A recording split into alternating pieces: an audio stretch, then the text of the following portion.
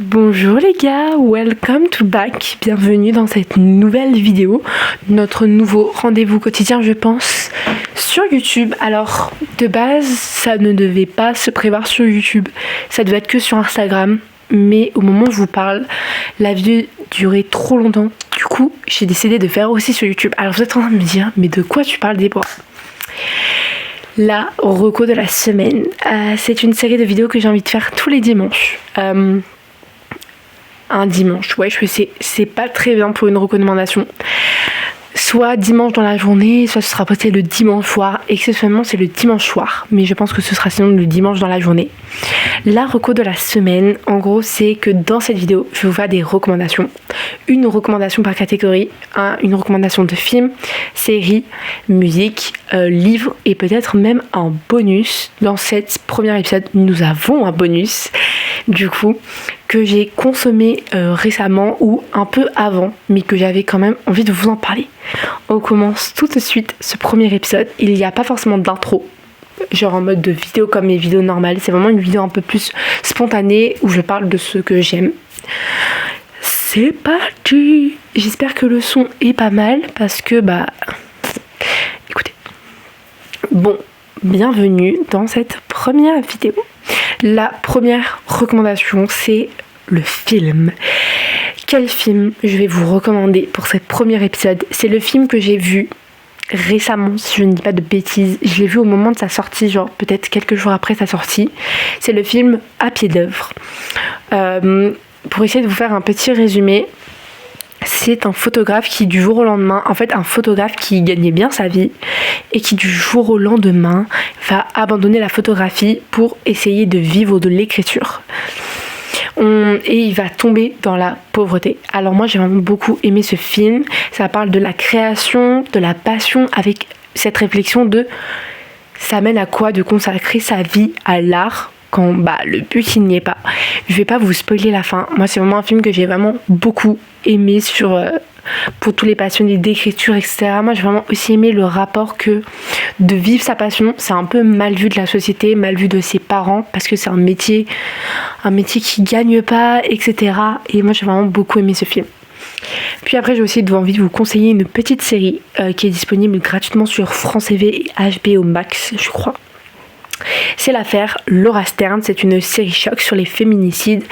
On va suivre Laura, une pharmacienne jouée par Valérie Bonneton, qui va incarner une femme qui va commettre l'impensable pour protéger autrui, puisque Laura, cette pharmacienne, va voir devant ses yeux un féminicide d'une de ses amies. Je sais plus comment elle s'appelle cette femme, alors que le mari qui a tué la femme tuée, il avait un éloignement par la justice. Et que fait la justice dans ça ? On a vraiment on va avoir l'animation du personnage de Laura face à la justice, face au dysfonctionnement des mesures faites pour la protection des femmes victimes de violences. On va suivre aussi plusieurs personnes qui font des victimes de violences. Donc par rapport pour Laura, pour la première meuf que j'ai plus son prénom, c'était un éloignement. Puis le deuxième, c'était une famille de bourgeois avec de la violence psychologique qui va mener à une tentative de suicide, etc.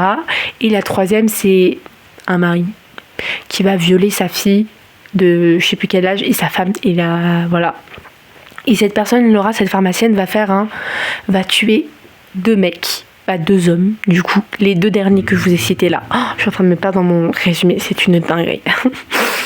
Et on aura cette question de la justice, quand la justice ne protège pas, et on a une question fondamentale, c'est le rapport que notre société a fait aux violences faites aux femmes.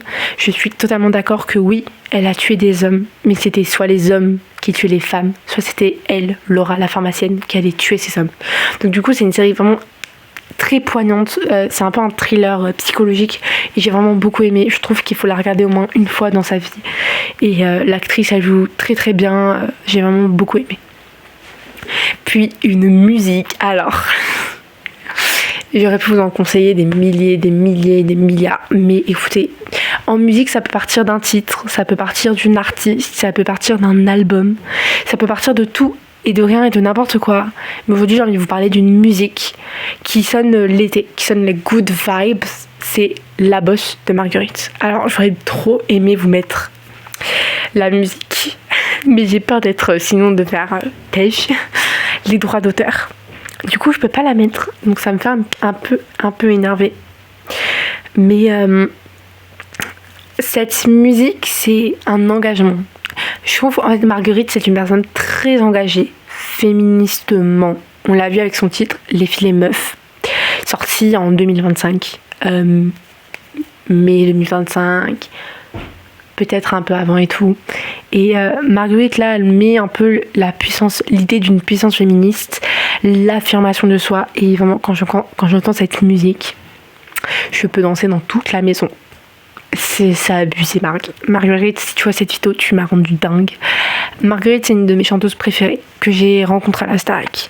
Mais je pense que vous en reparlerez plus tard parce que c'est pas le sujet. Il fallait que je vous parle juste de cette chanson. Puis après, j'ai envie de vous parler d'un livre. Alors le livre, c'est Triste Tigre de Neige Sino, des éditions Folio. C'est un livre poignant, puissant, courageux. C'est un récit autobiographique sur l'inceste fait par Neige Sino, a subi de l'inceste par son beau-père. Et de mémoire aussi. Et en fait, ce que j'ai aimé dans ce livre, c'est qu'il n'y a pas de pathos, il n'y a pas de pitié.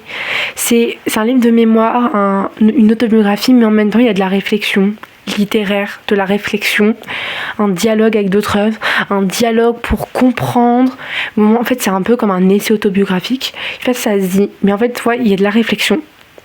Un essai, c'est plus court, mais il y a de la réflexion philosophique, littéraire, et en même temps, c'est de l'autographique. Et moi, j'ai vraiment aimé ce côté-là, il y a de la réflexion, on comprend un peu le mécanisme aussi. Même nous, en tant que lecteur, on essaye de comprendre.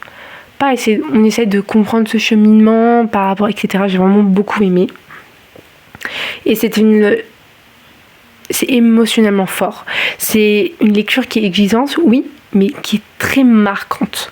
Moi, je trouve vraiment, je pense, c'est peut-être un de mes coups de cœur niveau contemporain en ce début d'année, de janvier, février, mars. Même si mars n'est pas encore fini et qu'il vient à peine de débuter.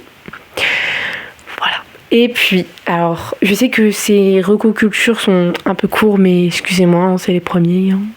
J'avais envie de vous faire un petit bonus. Je suis actuellement en train de... Je sais pas si normalement Lilou va peut-être voir cette vidéo. Je pense qu'elle a déjà compris. Non, je pense pas qu'elle va en avoir marre que moi je parle de son livre. Mais moi, je vais jamais en avoir marre de parler de son livre. Je lui ai dit que je serai la propagande officielle de son livre. Oui, je me suis attribué le rôle moi-même. Mais j'ai repris Wattpad récemment. Je l'ai repris grâce à Lilou en partie parce qu'elle publiait son premier livre sur Wattpad. Et j'ai décidé de le reprendre et de me laisser tenter par cette application. J'ai bien fait. Lilou a écrit sur Wattpad Unsteady. Je vous le mets ici. Son compte c'est PKS Lilou, je crois, si je ne dis pas de bêtises. Et ce livre est si addictif. Je sais plus, je suis au combienième chapitre. Ce livre est si addictif. Il parle de sujets si importants. Je vous jure, moi je suis un peu nulle pour faire des résumés, hein, mais vous avez pu le voir pour le film du coup. Et écoutez, je pense que je vais vous faire un petit, je vais vous lire le résumé du livre, je pense, parce que ce livre, il est vraiment incroyable. Je le lis en parallèle de toutes mes autres lectures et c'est un bonheur de le lire. Les chapitres sont hyper courts et tout. Elle a atteint au moment où je tourne cette vidéo. Donc le 1er mars à 20h22. Je sais. Je suis pas très réglo, je le sais. Hein. Elle est à 1,1K de vues, de lecture. On l'applaudit tous, s'il vous plaît. Trop fière de toi. Il y a 48 chapitres. Et ça parle d'alcool, d'anxiété, de dépression, de détresse psychologique. C'est une romance psychologique. Il y a des secrets, il y a des TCA, c'est triste, c'est l'université. Et il y a tellement de choses. Et cette histoire, elle est si poignante. Je vous jure, c'est si addictif de lire. Je vous jure, si je m'écouterais, je lirais toute l'histoire. Mais je prends du temps de lecture pour la ressentir aussi. Et j'ai hâte de l'avoir en papier. Il faut que les maisons d'édition la trouvent, cette histoire. Je vais vous lire le résumé. C'est tout le monde cache quelque chose. Certains secrets tuent plus lentement. Iris survit, Riley fuit. À Brooklyn, ils avancent sous le poids de silence trop lourd et de souvenirs qu'on préfère taire. Elle vit avec une peur constante gravée dans la chair. Lui porte une blessure ancienne qu'il n'a jamais osé regarder en face. Quand leurs chemins se croisent, ce n'est pas une rencontre salvatrice. C'est une tension, un trouble, un lien fragile qui réveille ce qu'on a passé des années à enfouir. Autour d'eux, les absences se multiplient, les regards deviennent menaçants et les secrets s'accumulent jusqu'à menacer l'équilibre déjà précaire de leur vie. Un roman psychologique sombre sur les traumatismes, la peur de l'attachement et la difficulté d'aimer quand rester debout est un combat. J'ai vraiment j'adore.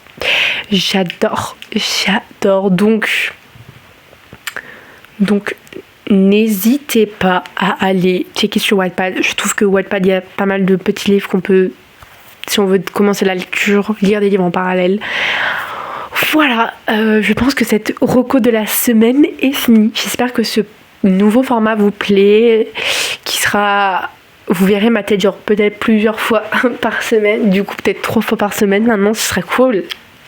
Je vais aller plein de fois sur YouTube. Je trouve que YouTube, alors je sais que c'est pas le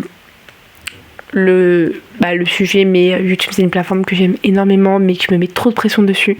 J'ai envie de faire de belles vidéos, j'ai envie de poster énormément, mais c'est un contenu que j'adore faire, genre parler devant un micro pendant 1 heure.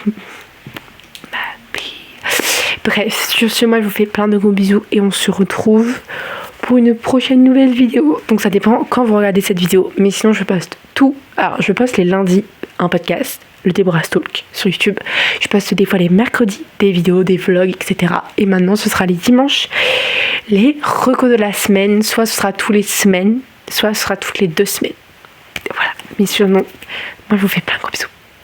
Et prenez soin de vous.